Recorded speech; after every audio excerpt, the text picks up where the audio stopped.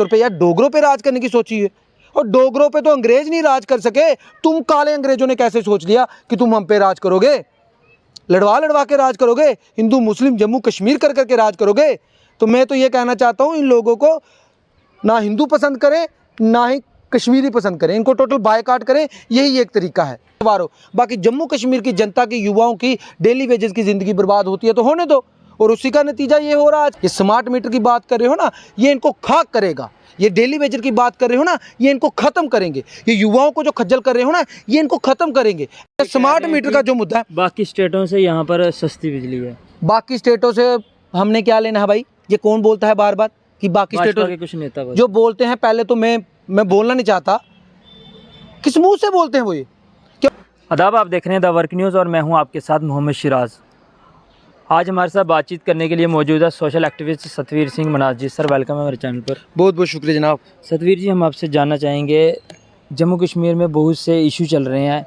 पहले बात करेंगे डेली वेजर। डेली वेजर को किस तरह से देखते हैं? उनको कोई आश्वासन नहीं मिल रहा है। अभी तो त्यौहार भी चल रहे हैं, नवरात्रे चल रहे हैं, तो क्या देखते हैं कैसे उनका वो गुजारा होता होगा? देखिए, मैं आपसे सिर्फ इतनी बात कहना चाहता हूँ कि डेली वेजेस जो है ना बेचारे, उनको ऐसा लगता है कि उनसे कोई बहुत बड़ी भूल हो गई। उसका रीज़न ये है कि मैं भी बैठता हूँ मेरे गांव में, ना जाने मेरे इस जिस कॉन्स्टिट्यूंसी में रहता हूँ हज़ारों, तो वहाँ पे डेली वेजर हैं।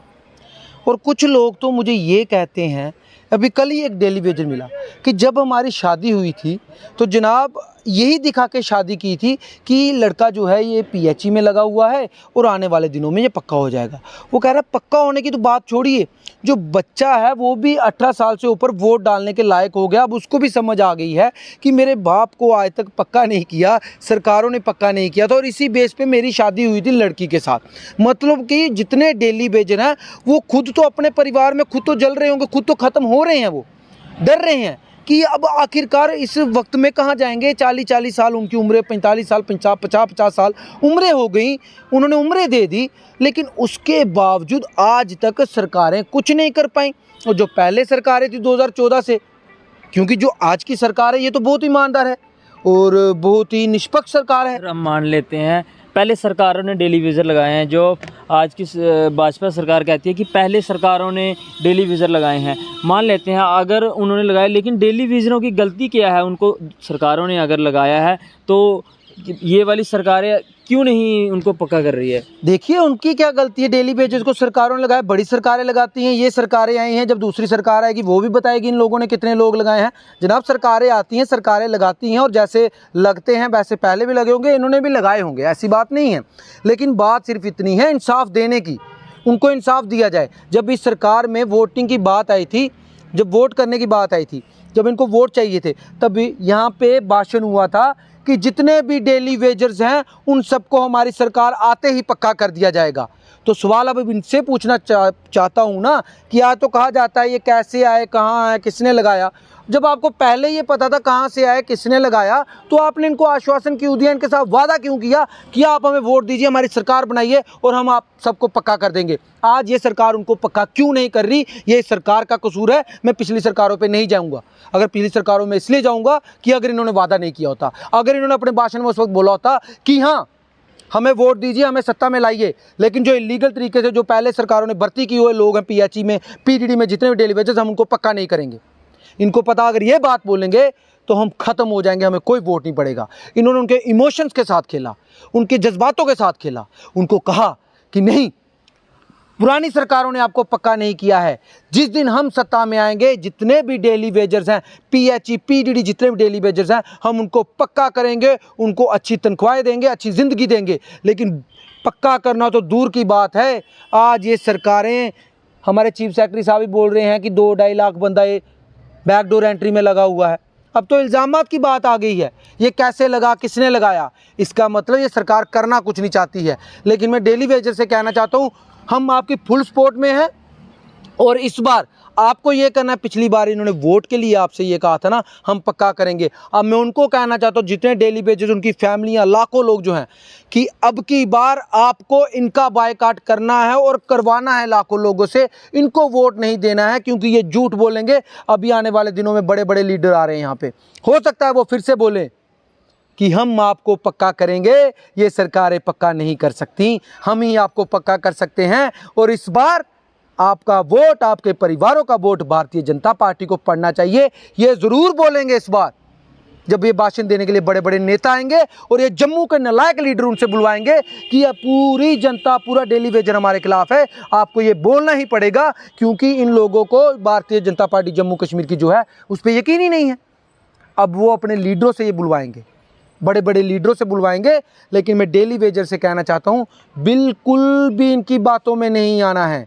जब तक ये आपको आर्डर ना दे दें, आपके हाथ में आर्डर ना आ जाए कि आप पक्के हो चुके हो, आपकी तनख्वाहें जो बाकी मुलाजमों की तनख्वाहें वैसे ही मिलेंगी, जब तक ये आर्डर आपके हाथ में नहीं आता, don't vote Bharatiya Janata party in any election. ना ही मेंबर पार्लियामेंट में, ना ही एमएलए में, ना ही अर्बन लोकल बॉडीज़ में, ना ही पंचायत में इनको एक वोट ना दें। टोटल बायकॉट करें जब तक आपके आर्डर आपके हाथों में नहीं आते। सतवीर जी, हम आपसे जानना चाहेंगे, जम्मू कश्मीर में कई दिनों से चल रहा है स्मार्ट मीटर को लेकर जगह जगह प्रदर्शन हो रहा है, लेकिन अभी तक कोई ऐसा आश्वासन नहीं मिला है।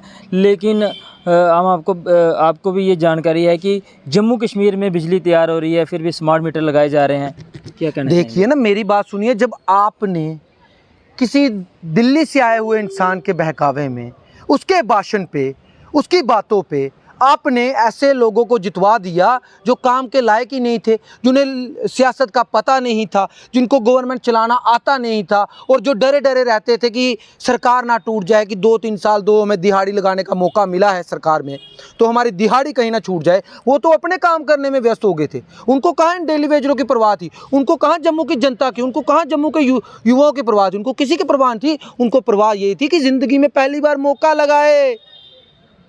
इसलिए जितना काम अपना निकाल सकते हो, अपनी ज़िंदगी संवारो, अपने बच्चों की ज़िंदगी संवारो। बाकी जम्मू कश्मीर की जनता की, युवाओं की, डेली वेजेस की ज़िंदगी बर्बाद होती है तो होने दो।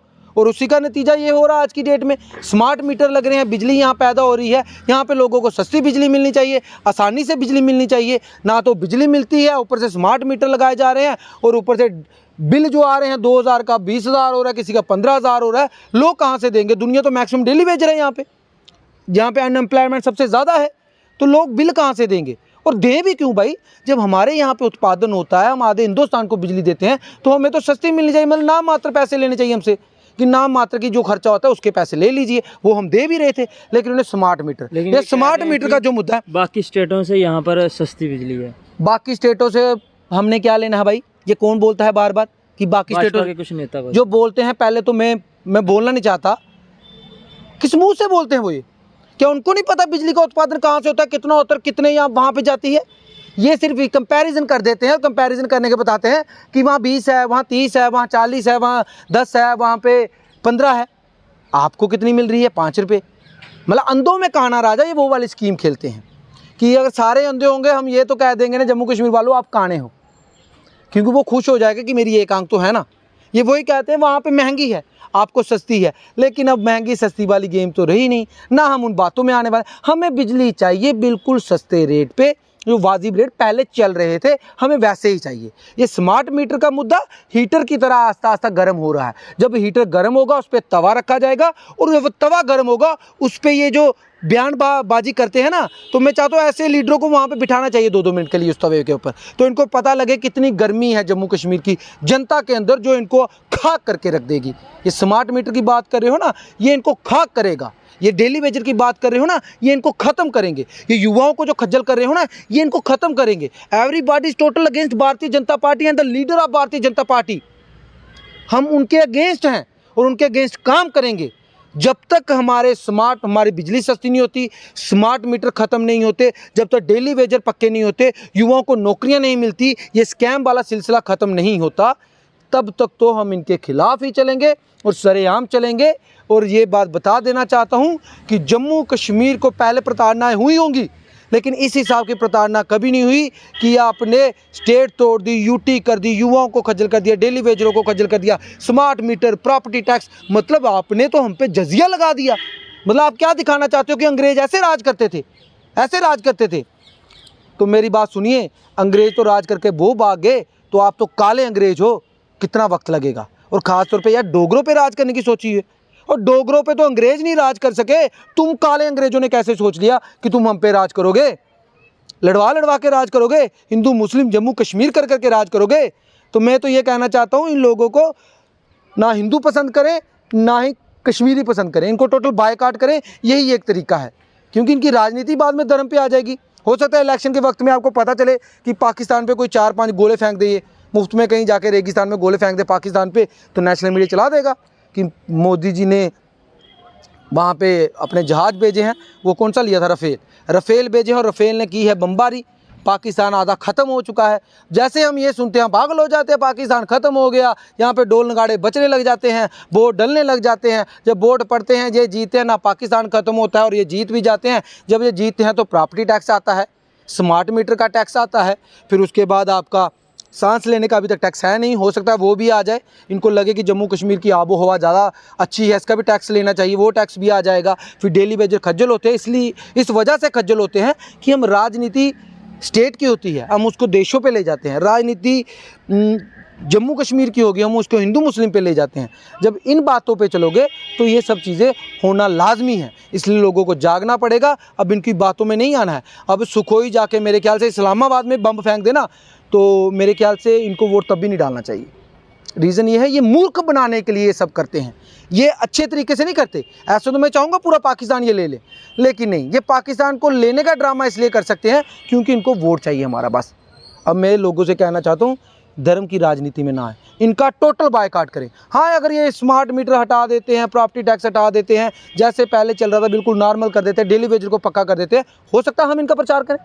लेकिन ये करेंगे नहीं क्योंकि इनमें इतनी काबिलियत है नहीं, तो फिर प्रचार कैसे होगा इनका? इनकी तो खिलाफत होगी और सरेआम होगी। जय हिंद, जय भारत, जय जम्मू कश्मीर। तो ये थे हमारे साथ सोशल एक्टिविस्ट सतवीर मनाज जी, जिन्होंने जम्मू कश्मीर के वेरियस इशू पर बात की। आप सबकी क्या राय है? आप भी अपनी राय कमेंट बॉक्स में ज़रूर रखें। तब तक के लिए आप देखते हैं द वर्क न्यूज़।